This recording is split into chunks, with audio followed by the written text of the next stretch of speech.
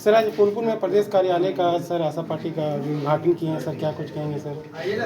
देखिए, हमारे जितने भी इस इलाके में साथी हैं, पटना ग्रामीण क्षेत्र पड़ता है हमारा जिले का, और उसका यहाँ दफ्तर का हम लोगों ने भी उद्घाटन किया है। तो इसके लिए सबसे पहले तो सत्येंद्र जी को बहुत बहुत धन्यवाद देते हैं भाई, इन्होंने अपना जो घर है उसको कार्यालय खोलने के लिए उपलब्ध कराया, और जितने हमारे साथी हैं उनको बहुत बहुत धन्यवाद देते हैं कि अब दफ्तर खुल गया है तो यहाँ बैठ कर करके कैसे संगठन को और मजबूत किया जाए, प्रत्येक बूथ पर संगठन कैसे खड़ा हो उसके बारे में बातचीत करेंगे, संगठन को मजबूत करेंगे। और आप जानते हैं 2025 का चुनाव है, तो मजबूती से हम लोग जहाँ जहाँ हमारे सशक्त मजबूत साथी चुनाव लड़ने वाले होंगे, हम लोग उनको चुनाव लड़ाएंगे।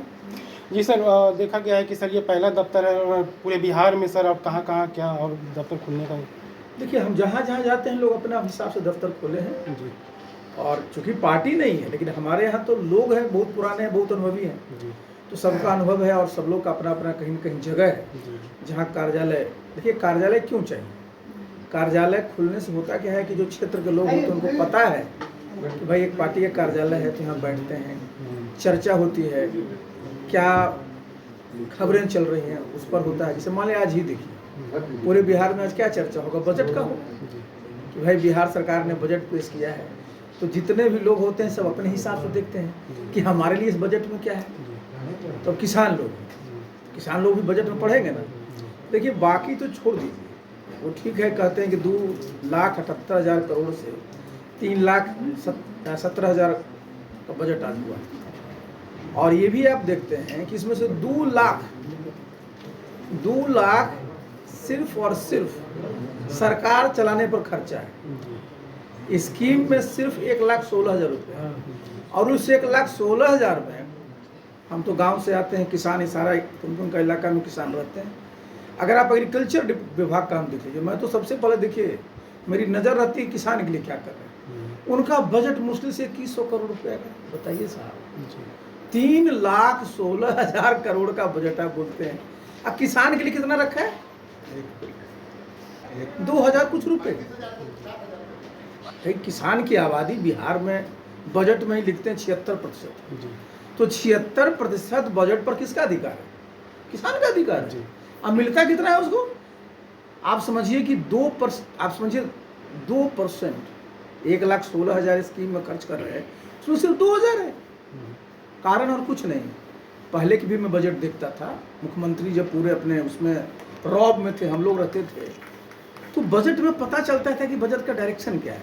अभी मैं बजट पढ़ रहा था, मुझे तो बड़ी निराशा हुई कि बजट बनाने में किसी ने दिमाग नहीं लगाया, लिखने में भी दिमाग नहीं लगाया, और किसी भी जो इतना बड़ा हमारा समाज उसको संदेश दिया। क्या संदेश? सबसे बड़ा हमारा किसान है।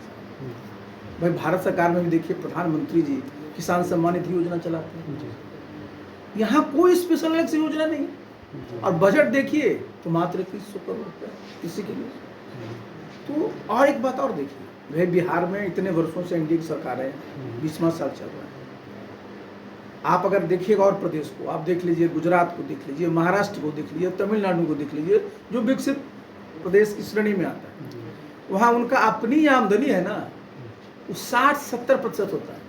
अब बिहार में अपनी आमदनी कितना है? 27-28%। भाई इतने वर्षों में भी अपना जो हमारा आमदनी का जो बेस होना चाहिए वो बढ़ना चाहिए था कि नहीं बढ़ना चाहिए? जो भी पैसा आ रहा है आपका 49,000 करोड़ किसी से, जीएसटी से। और जीएसटी तो सब गरीब अमीर सब पर लगता है। आप एक छोटी सी चीज भी दुकान से खरीदते हैं, आपको जीएसटी लगता है। कोई अपना सोर्स क्या है? अगर देखिएगा जीएसटी को हटा दीजिए अगर, तो अपना सोर्स मात्र 8,000 रुपये है। इतना बड़ा बालू का यहाँ कारोबार चलता है साहब, देखिए बजट सिर्फ 3,000 करोड़ रुपया। अगर बिहार की सड़कों का अगर आप एक स्टडी करिएगा ना, तो जितना बालू के ट्रक से सड़कों का नुकसान होता है उतना उसको रेवेन्यू भी नहीं आता। और सबसे बड़ा सोर्स बिहार में पहले हुआ करता था, वो होता था आबकारी का। अब आबकारी चूँकि बिहार में शराबबंदी लागू है, आबकारी से एक पैसा अब आपको मिलता नहीं है। आप समझिए कि आज की तारीख में 30 से 35 हज़ार करोड़ का नुकसान है। अगर वही 30 से 35 हज़ार करोड़ अगर उससे आता और किसानों के लिए अगर कोई कार्यक्रम बनते और प्रत्येक किसान के खाते में 15,000 भी आप ट्रांसफ़र करते ना, तो भी आपके पास पैसे रहते। तो एक सोच जो अभी ये वाले बजट में है ना, हमको इसलिए नहीं दिखा कि चूँकि मैंने क्या बताया कि मुख्यमंत्री जब पूरे कमांड में थे, नियंत्रण में थे, तो एक एक चीज़ पर नज़र रखते थे। लेकिन अब तो हमको नहीं लगता है कि कोई देखा भी बजट को ठीक से। तो जो बिहार का बजट है देखने में तो है कि भाई 3,17,000 करोड़ का है, लेकिन मैंने तो एक तबका का नाम लिया और मैंने किसान का क्या है।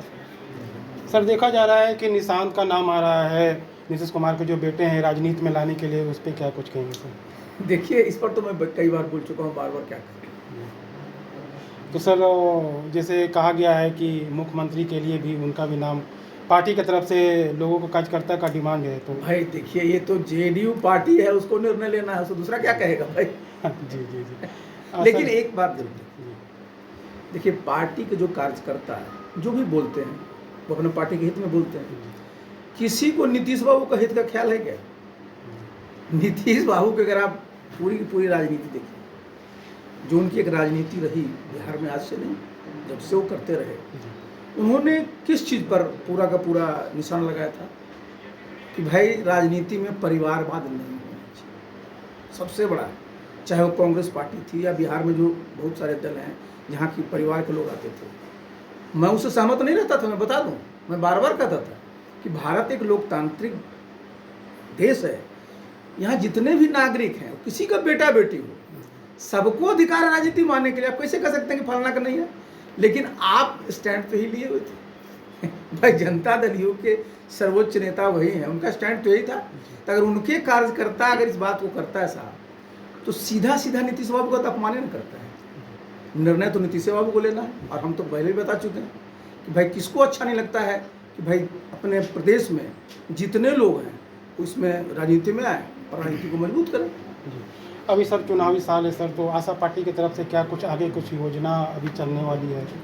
देखिए, अभी तो हम लोग जनता के सामने जब जाते हैं तो क्या क्या हम लोग कार्यक्रम करेंगे, उस पर हम लोग पूरा विस्तार से चर्चा करते हैं। बहुत सारी चीज़ें, जैसे आपके सामने मैं एक योजना को मैं बता दूँ।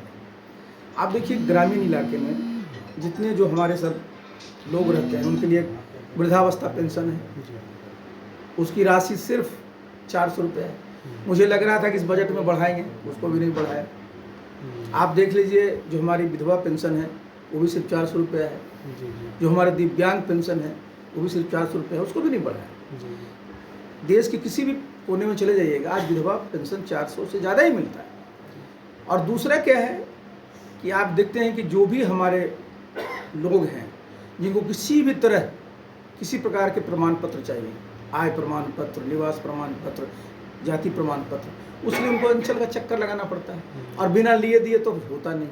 तो हम लोग की सरकार जब आएगी तो इतना तो मैं देखिए आश्वस्त जरूर करूंगा बिहार के लोगों को कि ये जितने तरह के सर्टिफिकेट हैं, इस सब हम लोग उनके घर पर पहुंचाएंगे। इनको नहीं जाना पड़ेगा अंचल कार्यालय। आज चुनाव आयोग द्वारा प्रत्येक जितना हमारा वोटर है सबको वोटर आईडी कार्ड दे दिया गया है कि नहीं?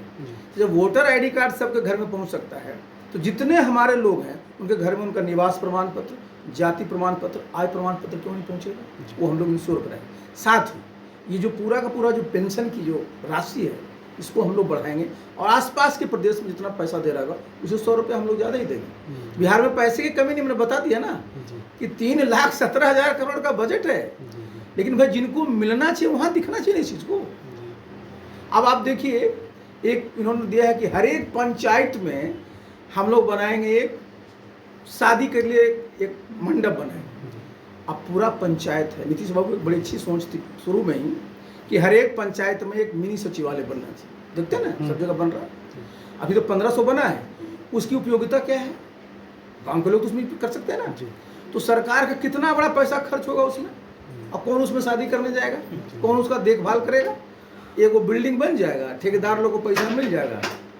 तो ये जो चीज़ें हैं ना, देखिए आपको करना क्या चाहिए कि कैसे लोगों के खाते में सीधे सीधे पैसा जाए, उस प्रकार के कार्यक्रम चलाने चाहिए। और कैसे हमारे किसान, उनको जितना मदद करिएगा ना, किसान को मदद करिएगा तो किसान आपकी पूरी की पूर्ति आर्थिक उन्नति में वो आपका योगदान देगा। आखिरी एक सवाल है सर कि क्या आने वाला चुनावी साल में है, तो आने वाला समय में क्या पार्टी आशा पार्टी अलायंस में भी जाएगी? देखिए, ये तो मैंने एक बार नहीं कई बार मैंने कहा। देखिए, हम लोग बहुत ही स्पष्टता के साथ राजनीति में आए हैं और हम लोग चाहते हैं और हम लोग की सोच भी है कि जब तक आप सत्ता में नहीं आइएगा अपना कार्यक्रम लागू नहीं कर सकते। तो हम लोग का जो कार्यक्रम है वो सब पार्टी के लोग देखते भी हैं। तो जिन जिन लोगों को हम में भरोसा होगा, जिनको लगेगा कि इनका कार्यक्रम सही है, हमसे जो सहयोग मांगेंगे हम सबको देंगे, क्योंकि हमारे लिए कोई भी जिसको कहते हैं ना छूट नहीं है। सब बिहार के लोग हैं, सब बिहार को आगे बढ़ाने का काम किए हैं, सब आगे बिहार बढ़ाने का काम करते हैं अपने अपने तरीके से। इसलिए हम लोग उसमें बहुत स्पष्ट हैं कि जो लोग हमारे साथ हम लोग का जो कार्यक्रम है उसके साथ रह करके हम लोग साथ सहयोग करना चाहेंगे, उनको हम लोग सहयोग करें। हमारे चैनल से बात करने के लिए बहुत बहुत धन्यवाद जी।